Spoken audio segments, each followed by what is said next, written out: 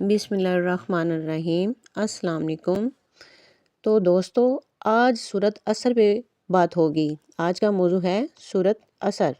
والعصر، اللہ وقت کی قسم کھاتا ہے۔ یہ ہمیں بتاتا ہے کہ وقت بہت قیمتی ہے، جو گزر جائے وہ واپس نہیں آتا۔ ان الانسان لفی خسر، بے شک انسان نقصان میں ہے۔ دن گزرتے جا رہے ہیں، عمر کم ہو رہی ہے۔ اگر ہم نے صحیح راستہ نہ اپنایا تو یہ وقت ہمارا خسارہ بن جائے گا۔ مگر اللہ فوراً راستہ بھی بتاتا ہے۔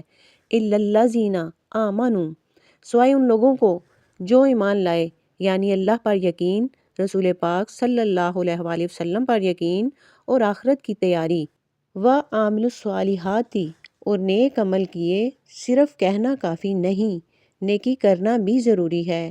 چھوٹی نیکی بھی قیمتی ہے اگر وہ خلوص سے ہو۔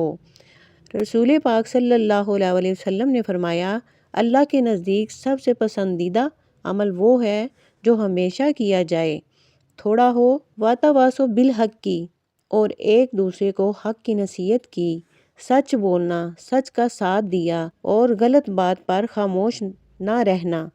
نبی کریم صلی اللہ علیہ وآلہ وسلم نے فرمایا، سب سے افضل جہاد ظالم کے سامنے حق بات کہنا ہے۔ وَتَوَاصَوْا بِالصَّبْرِ، اور ایک دوسرے کو صبر کی تلقین کی۔ مشکل میں ہمت نہ ہارنا، غم میں اللہ پر بھروسہ رکھنا۔ رسول پاک صلی اللہ علیہ وآلہ وسلم نے فرمایا، مومن کا معاملہ عجیب ہے، ہر حال میں اس کے لیے بھلائی ہے۔ سورۃ عصر میں ہمیں 4 باتیں سکھاتی ہیں: ایمان، نیک عمل، حق اور صبر۔ جو ان چاروں پر چل گیا وہ نقصان سے بچ گیا، اور جس نے وقت کو ضائع کیا وہ خسارے میں رہ گیا۔ اللہ ہمیں اپنے وقت کی قدر کرنے والا بنائے، آمین۔